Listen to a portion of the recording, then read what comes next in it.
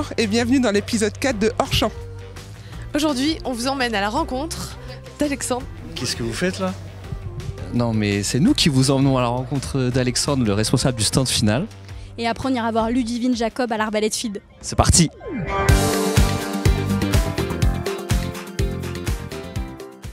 Bonjour Alexandre. Bonjour Gaël. Est-ce que tu peux m'expliquer quel est ton rôle sur ce championnat? Donc je suis en charge du stand final. Donc c'est là où ont lieu toutes les finales de ce championnat, ainsi que les matchs vieilles qui ont besoin de silence pour tirer. Est-ce qu'il ne se passe pas autre chose sur ce stand final? Effectivement, il y a la remise des médailles. Donc cette année, on en a 2 par jour. On a un temps très court entre 2 finales pour organiser ces remises. Donc il faut enlever tout le pas de tir final, mettre en place donc, le fond de podium, le pupitre pour Patrick Gris. Et donc heureusement, il y a toute l'équipe qui est avec moi pour faire ces changements. Peux-tu m'expliquer ce que tu fais précisément pendant les finales? Pendant les finales, donc je gère vraiment juste le timing au niveau des musiques entre chaque tir. Il y a surtout une préparation en amont. Donc il faut que le pas de tir soit clair pour que les tireurs tirent dans les meilleures conditions possibles. Aujourd'hui, c'est l'arrivée des finales vitesse. Qu'est-ce que ça change pour toi? Alors cette année, on va faire les finales vitesse sur les cibles électroniques Sport Quantum. Et d'un point de vue général, sur ce stand final, qu'est-ce que tu préfères faire? Alors ce que je préfère, c'est mettre la musique et que le public s'ambiance énormément, tape des mains, etc. Ça, c'est vraiment trop bien. Donc tu es le DJ officiel de ce stand final. Alors quel est le morceau que tu peux nous recommander?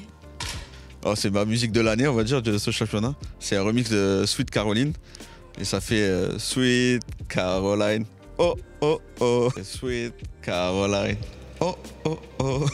Bon, impeccable, merci Alexandre, merci beaucoup. Bah de rien, bonne journée.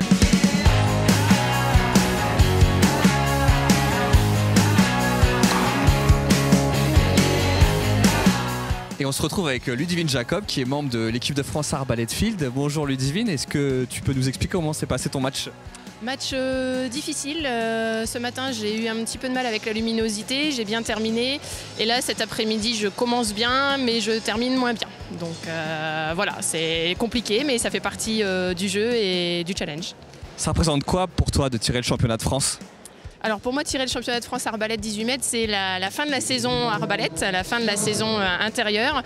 Et du coup, c'est le début de la saison été qui va commencer, la saison IR 900.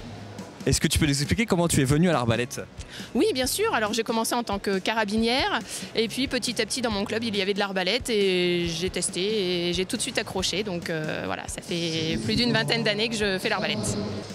Est-ce que tu peux nous présenter ton palmarès? Oui, alors j'ai quelques titres de championne de France et cet été lors des championnats du monde, j'ai fini vice-championne du monde après finale. Félicitations. Est-ce que c'est plus stressant de tirer un championnat de France ou un championnat du monde? Sur un championnat de France, la pression est différente parce que la plupart du temps, on a derrière la sélection en équipe de France, donc il y a quand même pas mal de pression.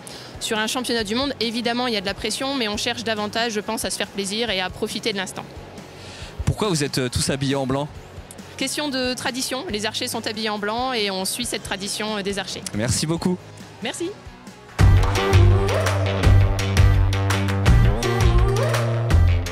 Alors pour moi le tir c'est une passion, un état d'esprit, une maîtrise de soi, la gestion de la concentration. Ça permet aussi de se connaître mieux, de pouvoir se dépasser soi-même, de pouvoir se challenger et se dépasser soi-même. C'est avant tout, pour moi c'est un sport où je me bats contre moi-même et avec moi-même et non pas contre les autres. Et puis aussi la bonne ambiance qu'on peut trouver et la variété de toutes les disciplines qui sont disponibles. Je suis arrivée au tir en faisant des activités le soir à l'école primaire. Il y avait un club de tir dans mon village et j'ai ensuite testé dans un vrai club de tir et j'ai jamais lâché. Quand j'ai été vice-championne du monde, j'ai tout d'abord ressenti de la joie, alors de la déception aussi parce que je finis en duel contre la championne du monde et je perds contre elle, donc évidemment d'abord il y a la déception et puis après avec le recul, je me suis dit je suis quand même vice-championne du monde, donc beaucoup de joie, de plaisir et finalement c'est aussi de la satisfaction et une récompense du travail qui a été engagé. Fin de ce numéro 4 d'Hors Champ, on espère que ça vous a plu et on vous donne rendez-vous tous les jours aux rencontres du développement pour essayer le tir au laser et le tir plateau. Et on vous dit tous ensemble, à demain.